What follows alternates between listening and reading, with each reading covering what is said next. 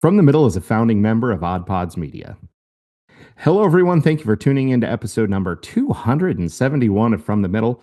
We are three middle class guys living in the middle of America in the middle chapters of our lives with points of view somewhere in the middle. We have a ton of fun in this episode. We have shrimp questions, underwear expressions, travel experiences, home improvement situations, reduced scheduling stresses, and streaming options. We have a ton of fun. We hope you enjoy this episode. Cue the music. Oh, for the love. Sorry, just clearing my Mountain Dew hole.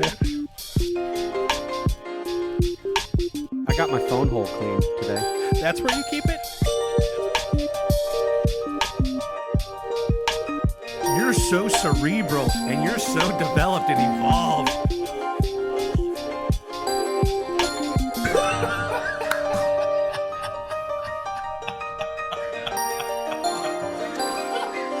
From the Middle after dark over here. So I've got a hot take that I didn't know would be such a hot take, but I saw this meme the other day and I strongly agreed. It's from @ChrisMensch, shared again by a comedian, calls himself a comedian on Facebook, but he goes by Trev Lewis. Here it is. Serving shrimp with the tail still on when it's already mixed into something, parentheses, pasta, rice, etc., is insane. Mm-hmm. So then you go into the comments, and the first comment that the original poster writes is, "Yes, dear reader, they are defending eating the crunchy shrimp tails in the comments." People saying things like, "It's edible. Also, grow up." And then people saying things like, "What do you do when there's a bone in your steak?" And it's like, that's fundamentally a different thing, because the premise was it's in a pasta where you'd have to get your fingers all saucy. Much different than cutting around a bone.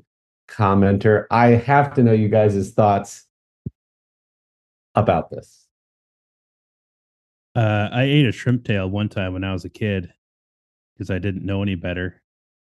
And I spit it out. I've never done it since then. I generally agree with the photo of taking shrimp tails off if you're mixing it into a soup or like mixing it into a pasta. I don't understand why there would be backlash against somebody sharing that opinion. That's weird to me. Somebody says, "Shocking. People dare do something differently than you. Shall I fetch the fainting sofa?" Oh gosh. "Stop whining and eat the tail. Calcium is good for you. It adds flavor to the dish. Grow up. There are many ethnic foods served that way." there's we've talked about it before. Complaining culture and how people just like to complain about something. And now I feel like that has gotten so mainstream that there's a new mainstream that has now occurred, which is complaining about the complainers. And so I think we're seeing both of those things happening. And the thing that is annoying me more are the complainers who are complaining about the complainer. And so, so I don't know where that puts us. I mean, this is basically what we do on our podcast anyway. So who are we to judge? But it is funny. Like there's such a backlash against a trend that like I'm annoyed by the backlash of the trend. Maybe This is so meta. Dylan, I want to hear your thoughts, but then the original poster says, "I never knew ocean toenails could be considered such a delicacy." and then he says, "When the shell crunchers finally finish chewing, they're going to have some very strong words for me."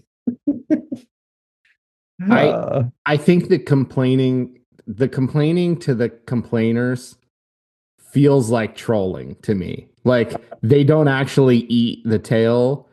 They're just doubling down just to annoy the people that seem to care.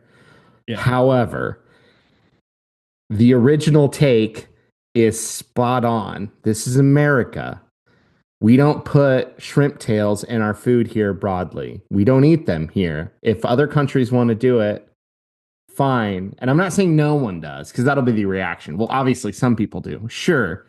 It is kind of insane. How dead inside are you that you just gnaw your way straight through the shrimp and the tail with with total disregard to your scraping up your throat and how gross it is? I don't understand. It's a great take. It is insane. That's not how we do it here. If they want to do it in other countries, that's totally fine. God bless them if that's more popular. But I suspect the complaining about the complainers is more trolling, and there can't actually be that many people that sit and chew on the shell. Somebody in the comments claims to be a chef and writes, basically, it's an extra step for the chef. It takes just as long for the consumer to do it. But that person is still missing the point that it's in a sauce or a soup. Like, that would be true if they were served dry on something. Yeah. So a side of shrimp, a shrimp cocktail is obviously different. Even in rice, in context of like a paella, is obviously different. Leave the tails on in your paella.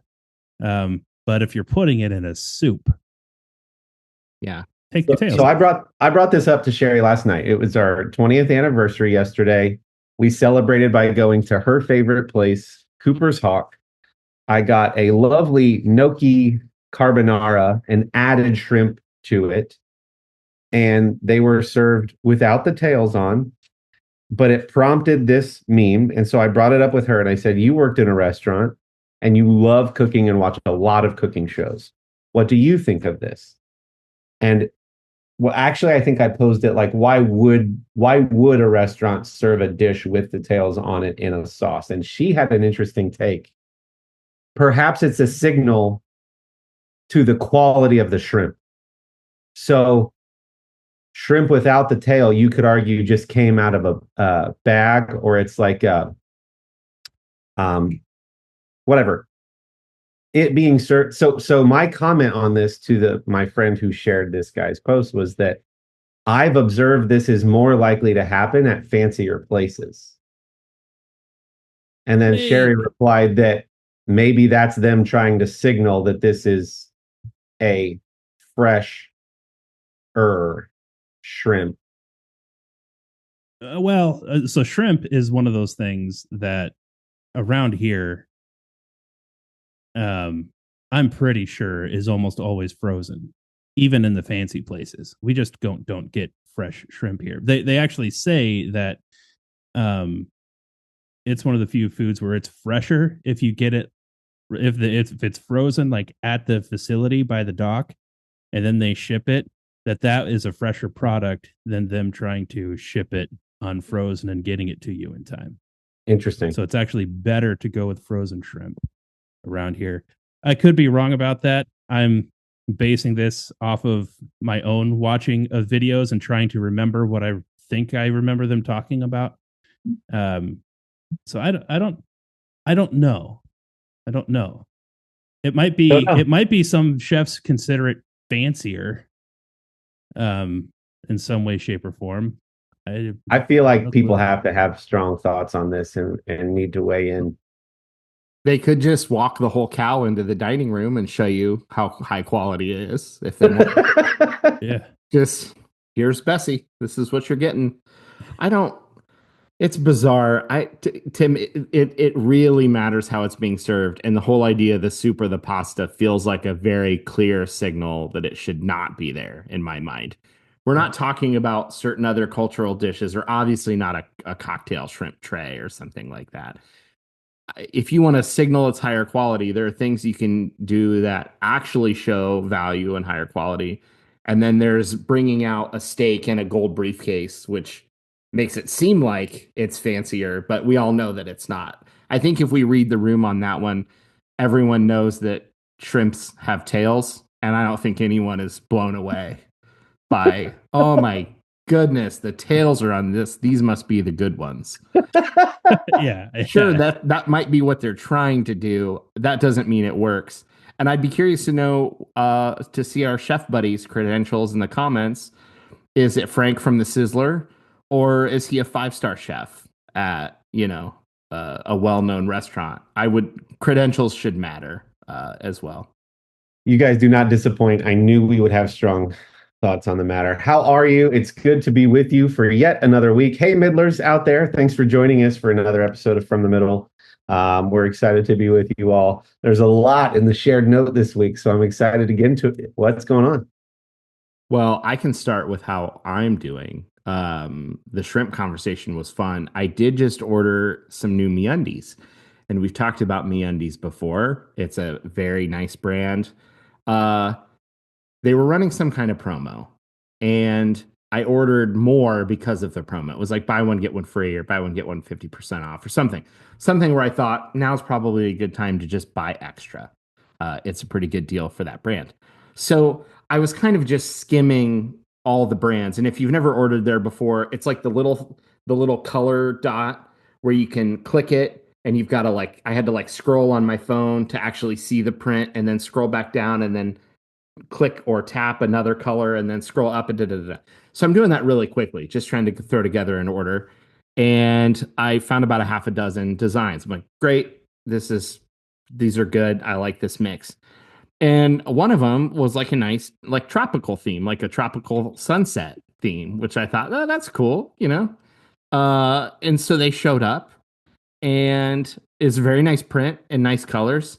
And it turns out something that I missed while quickly scrolling was that the circle, that kind of shape that this tropical sunset is within on the print, says chill AF at the bottom. So I'm feeling very chill AF this week in my new meUndies. Well, so that was this week fun. or just today? Because I think you might be doing underwear wrong.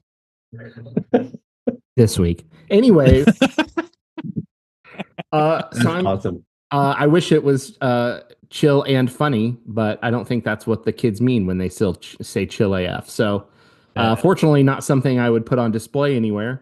So that'll just be a fun little story for me. Just something that I get to think about when I see him. So otherwise, doing pretty good. Chill AF over here. I thought you were going to say that what you thought was a tropical print was marijuana leaves. Like you thought they were palm branches. Yeah, they do that there. That could have been the colors. The colors certainly lended themselves. It was like a turquoise with like a dark orange tropically logo. So it kind of felt, if it was like, solid green or green and yellow or something, that might have pointed me another direction. But yeah, just a fun little thing for me to see. Well, it's very fun. Good. Yeah. Speaking Standard of underwear, wearing, is it becoming a thing of the past for you, Dylan? Are you Standard going for total turnover here? Look, I would love to. If I'm going to be really transparent, it's not a secret that I'm a huskier gentleman, and some of the runway traction, I burn through them a little faster than I'd like. Just put it that way. So I don't think I can totally flip the whole collection over to meUndies. But I do really like them, and the biggest thing that I enjoy is the strength and the height of the band. It's like the right height. I'll just leave it there. Anyone who knows what I'm talking about already gets it. So I do really like that. I wish there was maybe a beefed up option that was a little thicker in certain areas, but I'll take what I can get for now. I'm curious to know if you got any with the ball caddy option. I don't know that I have intentionally paid it. If I don't know if I've paid attention to that as an option, so maybe I have, maybe I haven't. But if it's a specific call out that I couldn't miss, then I don't think so. Yeah, it would be pretty clear. Okay. Mm-hmm. And it'll be very clear when you put them on. Yeah, it is a different thing. I don't have the meUndies version of that. I'm actually transitioning out of meUndies slowly but surely. I dabbled in the world of Tommy John for a little bit. That is where I was introduced to the ball caddy concept. I forget what their term for it is, but yeah, they've each got a clever little trademarked name. Exactly. Yeah. The tool shed. I have no idea. But yeah. Yeah. Anyway, I'm not going to talk about my underwear anymore. It's weird. Speaking of interesting things to wear, this was a first for me.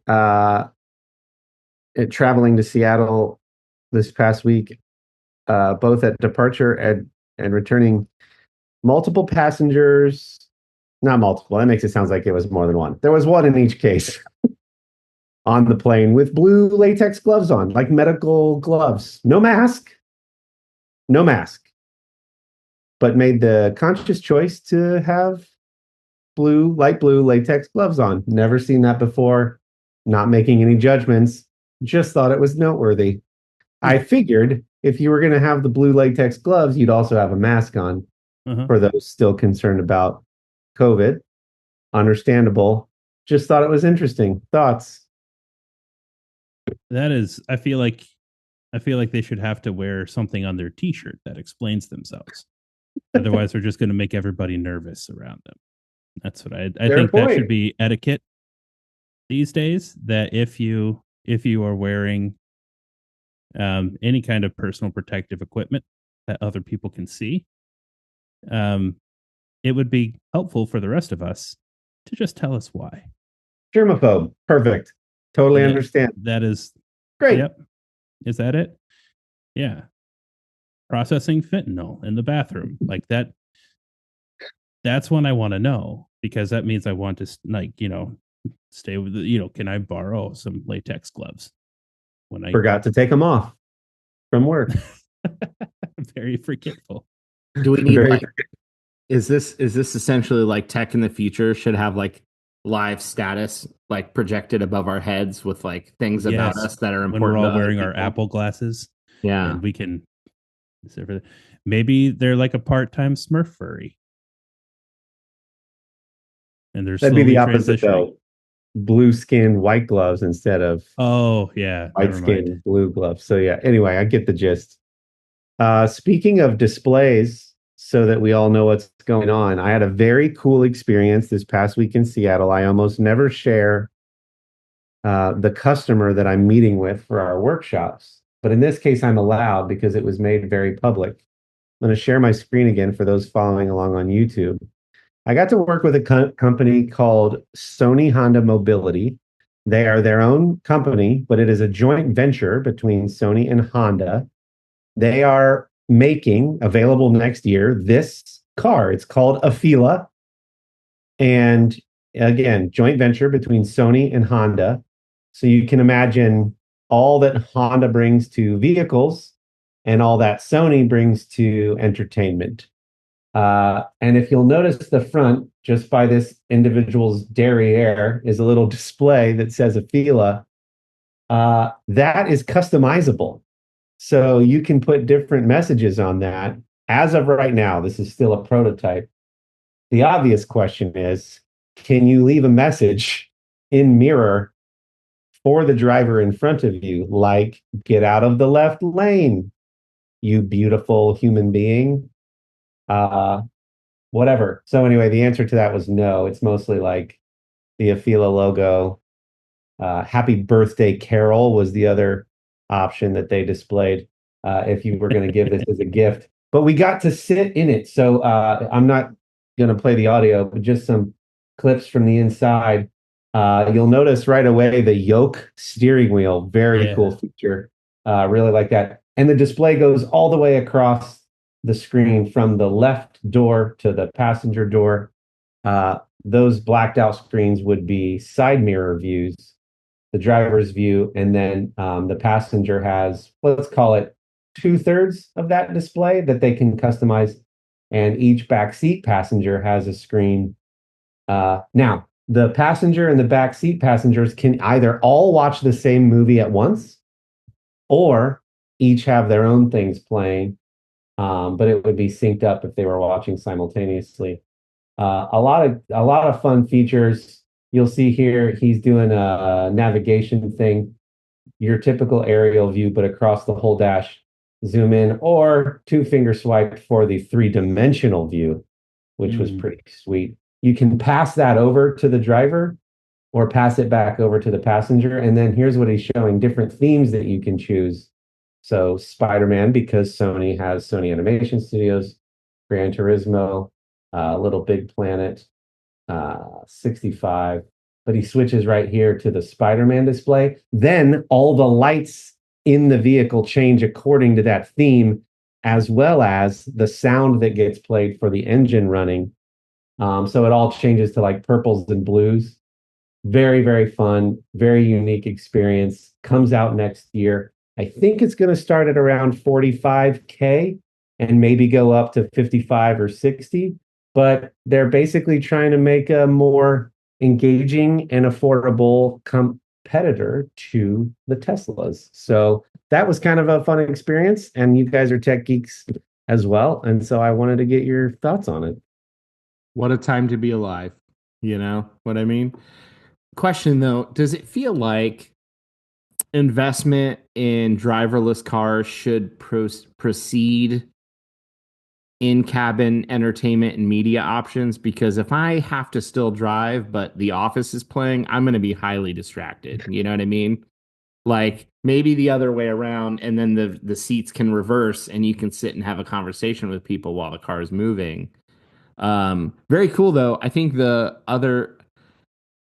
only other thing is somebody who's worked in tech for a while is like you need some kind of commitment, unbreakable commitment from these companies that like we will update this thing for 10 years at least. Like we promise you at least this many years as long as we're in business. Because I think what happens with a lot of things is the update it gets sold, the updates come for 6 months or 12 months or 18 months and then just drop off. And Yep. then no more features are added, no more bugs are fixed. And then, an old car that wasn't a problem, and new cars that could be a very real problem. And so that would be the only thing for all those C-suite auto executives that are listening to the podcast. That's my suggestion. Just make sure you're putting some kind of guarantee on how long you'll support the thing, Yeah. Couple things I forgot to mention. The driver, the screen will have, the prototype does not have it, but for the manufactured version, the passenger screens will have that feature where at a certain angle it's blacked out to the driver, so they're not distracted by the passenger's screen, like the black covers that your laptops can have, so that people on planes can't see what you're writing. So that's one thing. Certain things will be blocked out from the driver and only available to the passenger. Like you can take your PlayStation controller in there, Dylan, and do the remote play thing that you've been playing around with to your PlayStation at home and play all your games in the car.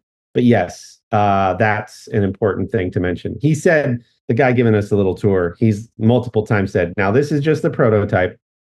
This may or may not be available on the manufactured model for certain components. But anyway, Kendall, what do you think about Afila? I think it's amazing the engineering that's going into some of these things. Obviously, from a marketing perspective, like this is a vehicle that's being geared toward the passenger, not the driver. All of the cool stuff that you're talking about, which is what I'm assuming that like everybody's talking about, these are the big highlights that differentiate it. So the things that differentiate it are this is more of a family vehicle, and with it being a sedan, with what we're used to in America, it's probably a young family vehicle because you're going to want something bigger when the kids get older. Yep.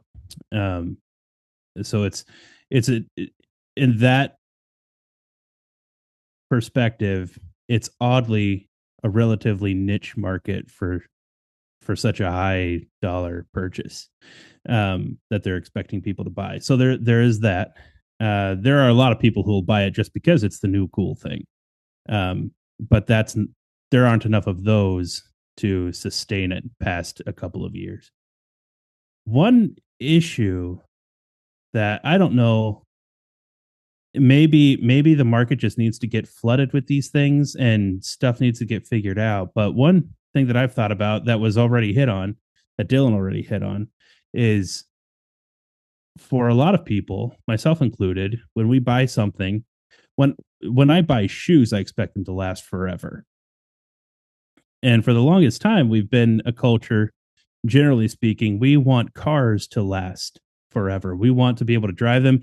Even if you're the person who only likes to drive newer cars, you want to be able to sell that car and get a decent price for it. And and things like that. So one of my one of the things that makes me slow to be excited about electric vehicles is that like the price of overhauling battery systems and things like that is so astronomical.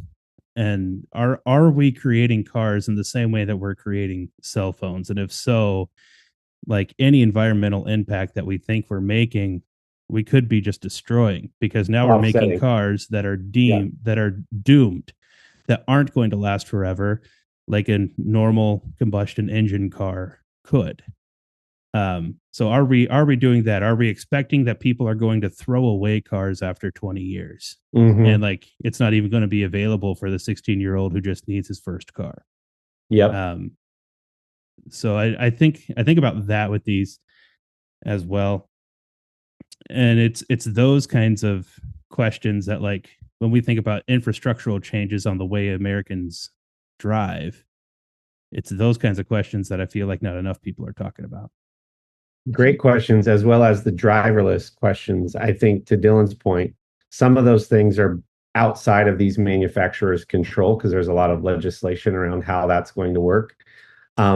So I think some of the thinking is, and this is me guessing, some of the thinking is, well, we'll be a lot readier to be able to do driverless once those things become real with vehicles like this because of how they're built and because of how they're designed. So you're basically stepping more into a thing that's going to take you from point A to point B, and nobody needs to be holding a yoke because we're all kind of looking sideways at each other like we would in a train or something like that. And we just end up there. And it's a lot easier for us to port over these vehicles to driverless if and when, because again, that's out of their control. But what we can control right now is what the experience is like until we get there. Sure. Yeah. And to your point, Kendall, too, like not everything, sometimes we have to gauge things along the process. Some stuff might be one step forward, two steps back until, especially when it's new, until it gets better. And then it becomes a one step back, two steps forward. So it feels that way very much with solar. Like panels not super efficient early on. Homes don't have great, energy storage systems. But like you got to have people willing to pay for it up front to try it, to keep the investment going, to get it better. And somebody eventually is going to figure out a pretty easy battery, not easy in terms of where we are now, but there'll be something that they'll figure out that to help them replace and repurpose batteries and keep these cars going. Like I don't doubt eventually that will get figured out. Sometimes there has to be that initial investment just to get it moving. And so it's interesting. But for the people that don't have the money to blow, you just don't want to be caught in a bad cycle. Yeah, you don't want to accidentally be that person who's an early investor and then regrets it. Yeah, there's a thing that if you don't have the money to blow, you might not want the first batch of new video game console, right? You're like, I'll let them manufacture these things for 12 months, then I'll buy my PS6, So if you can't afford to be on the cutting edge to experience the technology and kind of invest to a degree, it's okay. Other people will. You can jump in when you're ready, but it does need that investment to get all the innovation and all the, so I have no doubt we'll figure out some of this repurposing batteries and better storage solutions and some of that in the long run. Yeah, that's why I said like maybe it takes like getting these things more in mass in the market in order to answer some of these questions. That's exactly right. Yeah. Well, speaking about steps forward and back, let's step into a mid-episode break to hear some words from some of our friends in Odd Pods Media. Hey there, I'm Dave, the host of Beer in Front. Sometimes the beer in front of you is the best one yet. I'll talk about some old school beers that maybe you've forgotten about, some new beers that have the potential to be a classic. I'll also talk to various people around the beer world and get their stories all about beer. That's Beer in Front, and it's available on all of your favorite podcast apps. So speaking of driving, we went this past weekend, we took Finley to her first concert, which was Danny Gokey and Torrin Wells featuring Ryan Ellis. But on the way there, we're driving. It was in Grove City. Bree was starting to tell me about a restaurant that had been closed near us, that she heard a rumor that there was going to be a new Waffle House. And so we were chatting for a minute about, oh, so where, okay, so what location? Oh, it's on this road. Okay, so what, that's going to be a new Waffle House, is the, okay. And my question then was, I couldn't really, as I was driving, I wasn't able to figure out, I'm like, where is the closest Waffle House to us? Just trying to get a gauge on, are there other ones in town or is it moving? So as I asked Bree, where is the closest Waffle House? All of a sudden, out of the back seat from complete silence, we hear, it's probably right there. As Finley points out the window at literally the closest Waffle House, which is out her window about 40 feet. So she was on top of that conversation, and I was not clear in my question, apparently. But she pointed out literally the closest one versus the closest one to us. So maybe we'll have a Waffle House soon. And we can go eat there. I don't know. Do you guys do the Waffle House or IHOPs or any of those, or not so much? I haven't been to a Waffle House in a very, very long time. My daughter and Amy have been to a Waffle House a couple of times recently. They went once because I don't know why. I think Lydia was just like super curious about it, and then she loved it, and so they've been back, just the two of them. But I myself have not been to one in forever. I don't know. I like Waffle House, I think, if I remember correctly. I think.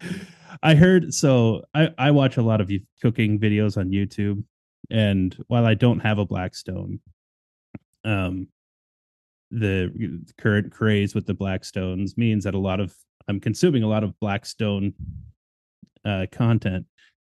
And I've seen a few times the hash brown omelet that I think I've talked about here when you got yours. And what I remember hearing was that this is a Waffle House thing, but then I recently was looking at a Waffle House menu and I didn't see hash brown omelets on the menu. Now I'm wondering if I've been lied to, if that's not actually a thing. Because before that, and if I don't have an answer to this question, come the day that I inevitably make my way back into a Waffle House, I've been for years thinking about this hash brown omelet. And if I go in and they don't do hash brown omelets, I'm going to be pissed off. Yeah, that's worth some research for sure. Yeah. Or if you're so angry, you can just buy yourself a Blackstone and make one at home. Probably worth it. Well, Finley's answer feels both literal and metaphorical. Like, it seems like there's one everywhere, right? So there's one at our exit, and I took the kids just to be like, isn't this crazy how the floors are slippery and it feels dirty, yet the food's really good? Like, introducing them to the short order, like everything right in front of you.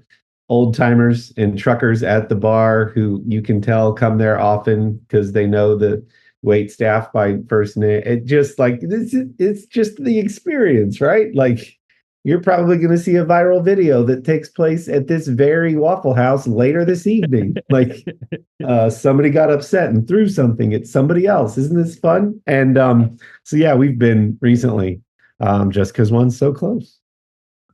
That's so funny. Have you ever heard of the Waffle House Index? No, tell me. Is that the language that they use? Probably. That they made up their own short form. They speak in code, the servers to the cooks.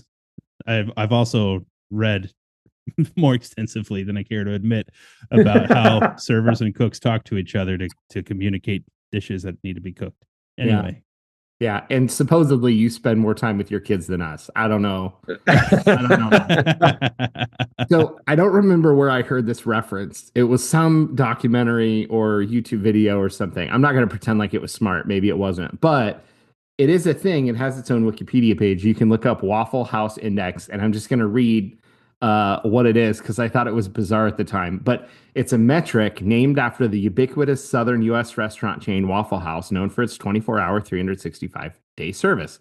Since the restaurant always remains open, it has given rise to an informal but useful metric to determine the severity of a storm and the likely scale of assistance required for disaster recovery. It was coined by former administrator Craig, I'm not going to say his last name, I'll get it wrong, of FEMA, and the metric is unofficially used by FEMA to inform disaster response. What? Yeah, crazy. You can go look it up, but basically that's the gist of it. It's like if a Waffle House closes, it's bad. And if the Waffle House locally is still, because there's so many of them, and if they're still open, it's probably fine. Things might be better than we think it is. The much less reliable index, the McDonald's ice cream machine index. Yeah. Because you can't throw that concept as far as you can We're going throw off it. that one. We're in the apocalypse, and nothing is.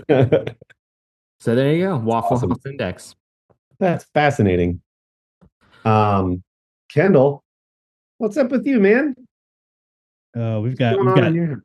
3 sports going on currently now with the kiddos for a short period of time here. A little bit of that's crossover. exciting. A little bit of crossover. Lydia is doing basketball. She's doing these open gym sessions that are being put on by, it's like this multi-faced effort.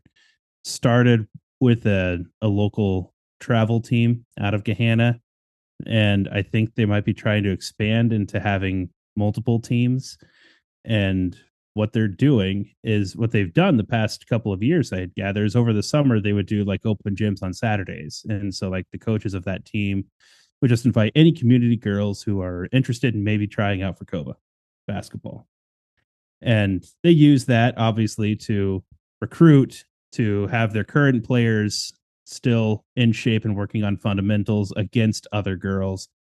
But then also it's their way of trying to find players for the players who are aging out of their team, right? And so there's that component. But now also the Gahanna, the local high school basketball coach and assistant coach have gotten involved and interested in this thing. And so now they, along with the coaches from the other team, are running this thing now that's going on Monday nights and Wednesday nights. And so now he is like farming, making sure that they have good, solid girls basketball programs happening.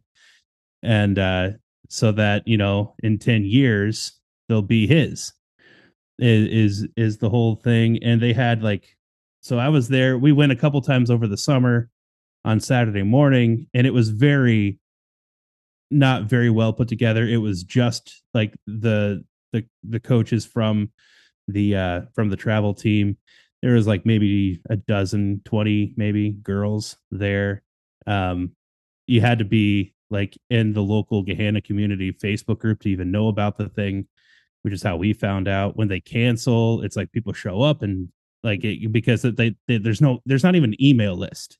Like they don't know who I am. There's no way for them to contact me, and like they don't know Lydia's name. Like she's not registered for anything or anything like that. So, but now they were off for a couple of months there, and now they're back, and it's like the head coach is like getting email addresses of the girls team, of the high school team, getting email addresses and everything else. And there's obviously far better girls involved with it now than were before. There's like 40, 50 girls in this gym now. And this whole thing is blowing up. That's awesome. It's been interesting to see that happening. So we've got that going on. And then we have soccer practices and games, baseball practices and games, 2-3 nights a week each on those.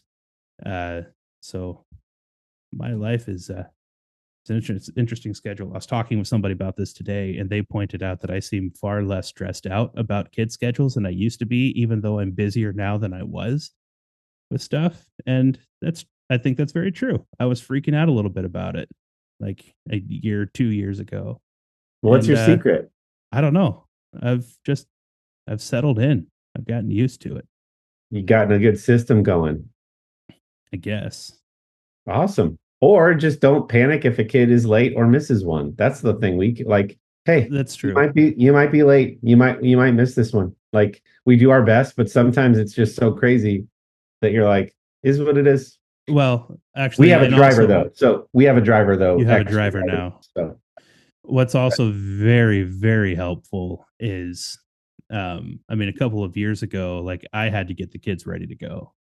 These days, like we got home from school at about 2:50 or so. Isaac has a doctor's appointment and then a baseball game. And so he had to get dressed, find all of his stuff, put his water together, put his baseball bag together and everything. Meanwhile, like I was coming on here to record with you guys, and it didn't stress me out because I knew when we dropped him off, I just said, "Hey, Isaac, get ready for baseball. I'm going to be recording a podcast. Mom's going to come pick you up." And that was the end of my involvement. Like I didn't physically do anything for him.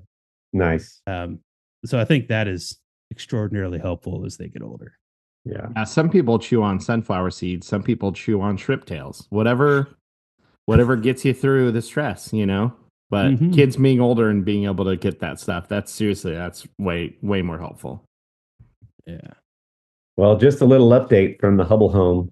Kendall could not be happier with your recommendation on Mike and his crew. They started demolition last Monday. Today is the following Tuesday of this recording session, and they are mudding and taping drywall. So that's just over a week from complete demo, framing, electric, hanging drywall, and mudding and taping drywall. I mean, they're flying, and it's awesome, and we're so excited. It looks so good down there. Yeah. They let it dry for a day, and then Thursday's the dusty day because they sand and fine tune everything. But as a follow up from last week's episode, when we were talking about the etiquette in talking with your contractor, so as not to be the super annoying person who's hired them, not only have I figured that out, I figured out how to bring up other issues that we want done in the house eventually that I am not at all suggesting be a part of the scope of this project, but like planting the seed for, hey, there are some other annoying things we've been working on in the house that you would be perfect for because you've already proven like how the quality and the standard that you're doing this project. Turns out he's like, let's just do it while I'm here so I don't have to try to get you back on the schedule. What else do you want done? So he's like amazing. Accepting all of my annoying small questions, most of them questions, a few preferences and directives, but mostly just, can you tell me why you did X? Oh, great. Makes total sense. Hey, you said that wall was going to be a little further back. I see you've brought it out 6 inches. What was the rationale? Got it. Good. I'm satisfied. You answered my question. I assumed it was because of that. You confirmed it. Awesome. But I said, hey, this kid's shower that we have upstairs that when they all three take a shower sometimes leaks into our kitchen. Can you take a look at that while you're here? Yeah, I've been doing ceramic and tile stuff for 27 years. I'm more suited for that job even than I am to do full-on basement remodels. And hey, our sliding door is really annoying and old, and we think we want double French doors going out to the backyard. And he's like, great, I'll price it out for you. I've got a home construction business, and this is right up my alley. I'm like, let's freaking go. He's like, of course, we're going to add that to the estimate. Right. For your Yeah. I mean, we're not throwing this in, but it's awesome, guys. So much is getting done around here. And I have zero second guessing about, I probably could have done this myself. My father, my grandfather, his father's father would be so disappointed in me. Nope. You know what? I've worked hard to earn this income. I don't mind giving them some of it to do stuff at a professional level that I don't have to second guess. Amen. Hey, a little pro tip for you. Regardless of whatever your furnace filter changing plan is, when they're done, just change it then and there, add an extra change, because it is going to be, especially after dusty day, your furnace filter is going to be screwed up. That, and before they closed in the utility room, he's like, do you guys just want another water heater while you're at it? You got this weird size 33-gallon gas one. How do you feel about a 50-gallon electric one? And we're like, and he's like, that would actually allow us to get more room in your bathroom, because if we install a new thing, we get to determine where it sits as opposed to making this one work. And I was like, great, let's do it. So yes, good shout. And we're thinking through all of those things and the timing of all of it. And like I've said this whole time, as I've been prepping and cleaning these spaces, I'm organizing and getting rid of things as I go. So amazing. Just, I couldn't be happier. Like, it's like a whole new house. God is good. On the total, completely opposite end of the spectrum of a really great contractor doing elaborate cross room work. A teeny tiny little thing happened that I did, and I had a small realization. So the teeny tiny thing was the garage door at our house. One of the little brackets, one of the little metal connectors that pivots as the door opens, snapped. I didn't realize it snapped. So when we went to close it, the piece that broke pushed one of the slats backwards, so it looked like part of one of the slats had been pushed in because it like got in front of it, broke, and then it whatever. Maybe I'm describing that poorly. Anyways, We're tracking bracket broke and it pushed itself in front of the slat, so it was the panel. Yeah. the panel. Yeah, better word. And so Bree was like, "Hey, I don't know if we need to call somebody." I'm like, "I don't know if I can fix it, but let me at least look at it." Because not that it seems hard, it's just something I've literally never had to look at before in my entire life. Doesn't seem like a big deal though. So I went and I opened it the appropriate amount to get it right to where there was the right amount of opening. I put a ladder underneath the bottom of the garage door so that if I pulled the bracket off, the panel wouldn't start moving around and swing. Not that I thought it would, but just a little extra support. I pulled the little bracket off, I threw it in a bag. I ran to Lowe's. I was back. I put it on. Super fast, super easy. Not saying that I did anything major. Not a big deal. But it was just one of those things where oftentimes things go wrong. And this was just one of those times where something went wrong. I looked at it, quickly figured out it wasn't complicated, found the right part right away, came right home, fit right on, immediately was working again, bought an extra one just in case it happens again. I'll have an extra one sitting there at the house.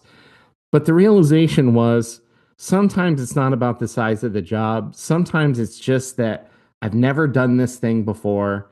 And sometimes you look at it and go, this probably isn't the right job for me right now. And sometimes you look at it and go, I can probably figure this out. This seems easy enough.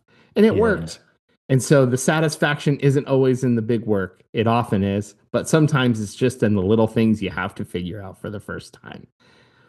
But you touched on an important distinction, and I know we've covered this before when we've talked about like things guys should be able to do. You made a cost value assessment. Simple part, even though I don't have the expertise, it seems like an easy fix. If it were a totally different thing, trying to locate the source of a leak, demolition, pry bars that you don't have, do you know how to repair, do the drywall patch job when it's done? Like, you can immediately go, this feels bigger than what I'm willing to do, at least right now. And the most important one, is this something I'm interested in doing or that I find enjoyable? And if the answer is no, maybe that's the time that like, hey, I'm super stressed at work right now. There's 3 different sports going on. I wouldn't have the time anyway, and I'm not interested in it. Yeah. Feels like a good time to call a handyman. Yeah, this was 30 minutes in a $6 bracket. You know, it was like not a big deal. But it wasn't even, it was teeny, teeny, tiny. It was just, I'd literally never had a garage before this house. So I've never even had to think about that thing. Once I took the bracket off, I was able to push the panel back forward where it needed to go. I got it propped up the right way, pull it off, put it on, done.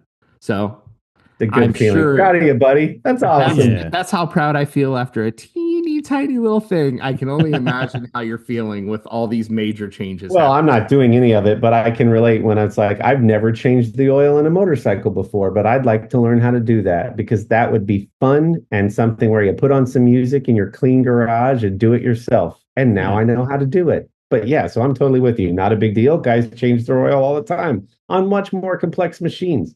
But I know how to do it on my motorcycle, and that makes me feel great. Mm-hmm. Yeah, there's so much of this stuff that I like the dollar value assessment of it. I appreciate that.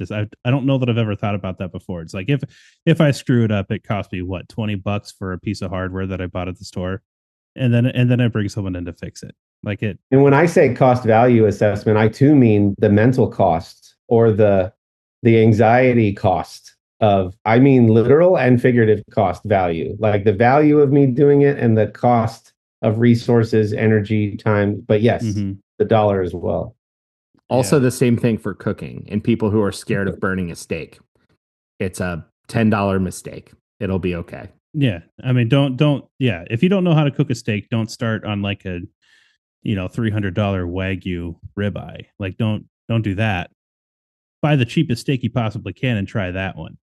You'll know it's cheap because it won't have the tail on it. So a thing that makes me not feel good, and I know we're wrapping up, but I had to share this story from my return trip from Seattle back home. Spatial awareness. It's a pet peeve. We've covered it ad nauseum. I have the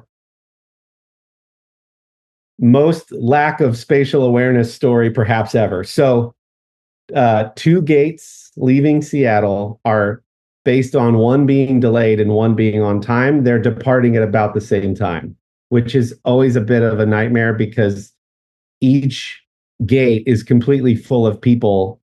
And what also starts happening is the announcements over the PA start happening at the same time, and people aren't paying attention when they'll say the flight number. So they always think they're talking about the flight that they're not about to get on, and it gets extra confusing. To compound the problem even more, the displays behind the gate agents were not working. So they were not off. They were displaying a different city entirely. And so every time the gate agent got on the intercom, she'd say, ignore the screens behind me. This is not LA and Frankfurt. This is Columbus and wherever else, right? But people were only half listening to that. So you can imagine the people from those additional two flights kept seeing on the display their flight information. Now, two flights that are boarding at the same time have two extra flights full of people that keep coming in and out of that area thinking it's their flight. You following? Yes. Okay. So the way that this gate is designed is there's a lot of seats lined up, all connected in rows facing the door, the gate.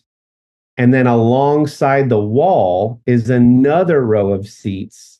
So people's feet, if they're sat there, if they're sticking their feet out, they're basically blocking the only lane that you can use to walk up to the gate agent, ask a question, and come back. Mm-hmm. So those people are pretty mindful that it's a tight little alleyway. It's packed with people. So they're keeping their feet under the chairs that they're sitting in, which is fine. The people assisting passengers that needed help for handicap reasons have to push those carts for people. They can barely get through there anyway because there's so many bags and so many people. When this person, it's a young lady, it doesn't matter what race she is, but I'm going to tell you, just because I'm painting a picture, I'm not saying anything. She's like Laotian or from the Philippines or Indonesia or the somewhere around that part of the world, just based on stereotyping. And she's got her AirPods in. And I'm going to act this out to show you the way she was walking. She's like,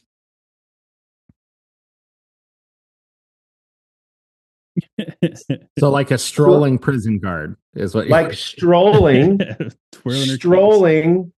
with those AirPods in, so slow and doop be doo be doop be doo, like quietly having a phone conversation. Not once, not twice, 3 times. One of the airport staff, whose job it is to collect people who need assistance and bring people who need assistance with those wheelchairs, have to push the wheelchair into the back of her calves gently to get her to realize that she's blocking the whole lane. And she turns back and looks at them like, 3 times she did it. It's clear you're making it nearly impossible for passengers, airport staff, or anybody to get through this only available lane between the main thoroughfare of the airport to the gate. And there's 4 flights worth of people trying to walk through here. And she looked at the people like they were crazy. And if I would have been thinking clearer, I would have done the thing that we promised each other, that we'd stop these people mid-situation and just go, listen, I have a podcast, and what you're doing is confounding me, and I want to understand it more. 3 times people have politely said when they didn't have to, excuse me, because you're clearly blocking and just chilling in this lane. I just want to know, Why? Why are you doing this? Do you not know? Do you not feel? They've pushed a cart at your calves to try to get you to move, and you look at them like they're crazy. What are you doing? Yeah. The first thing that came to my mind is Michael Scott. First of all, who do you think you are? Uh, but clearly this is a diagnosis of main character syndrome, right? Like they are just the main character in their own world and no thought or consideration to anyone else around them. Everyone else is a background player and doesn't matter because they're going to do what they want to do. And Oh, confident underthinker, call it main character syndrome, same thing. Mm. We need to pack Underthinker t-shirts and put them. I need to get Underthinker t-shirts, put them in my everyday backpack, just so I can hand them out to people like that. Better yet, do you think we can get the shirt cannons, but shoot at short range at their face? Would that get the point across better? Like point blank? if we get a rapid fire one, perhaps with each impact, it pushes her out of the way. So, like, Underthinker. anyway, I'm streaming a great new show on Netflix. It's called Outlast. It's a lot like Alone. It's not as good as Alone because they don't film it themselves. A crew is still filming them, but it's like Alone, but they added a competitive layer. The only rule of the show is you cannot win the game unless you're on a team. 16 people get dropped. They're not allowed to talk to each other during prep or when the boats drop them off. They get 4 hatchets. Whoever grabs the hatchet first gets to pick the team leader. Each team, therefore, gets 4 people. They encourage you to backstab, not literally with the hatchets, but like play the game and try to join other teams, but you cannot win alone. You have to be a part of the team when you end. Outlast on Netflix. It's in season 2. I downloaded a bunch of episodes for the long flights and I'm really enjoying it. Again, not as good as Alone. Still gives you that little bit of a feel. They're very much building their own shelters, very much trying to find their own food. The only downside, obviously, is I like it a little more when they have to do the shooting themselves because they're actually alone and they don't get that human interaction. And they always have the psychological comfort that a film crew is right there. So, like, whatever. Right. And I don't really like the dramatic gameplay part, but it still scratches that itch of being in the outdoors and beautiful landscapes there in Alaska in the fall, winter time. So Outlast on Netflix, check it out if you've started watching Alone because of our show. What are you guys streaming? Feels like a missed opportunity to call it Not Alone. You know what I mean? Like just lean into the branding, but it's the same, but it's different, but it's the same, Yeah.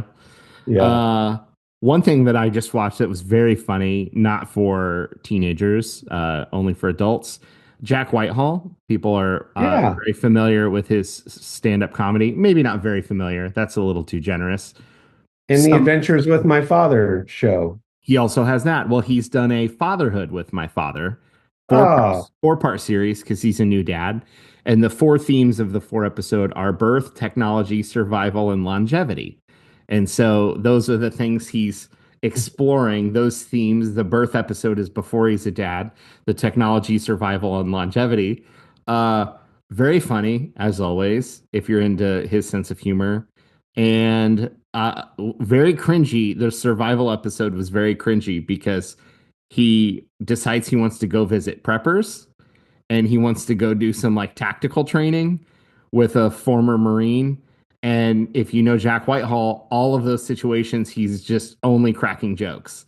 And so you get very uncomfortable very quickly when they're doing like tactical training because you're like, these people don't have a sense of humor about this thing. Like this is, if you grew up around guns and you had the messaging of being hyper responsible with all things related to guns, you don't even make jokes about, you don't point at things so mostly very funny 4 episodes, very cringy to watch some of the survival episode. But if you're into that kind of thing, check out Jack Whitehall, Fatherhood with My Father.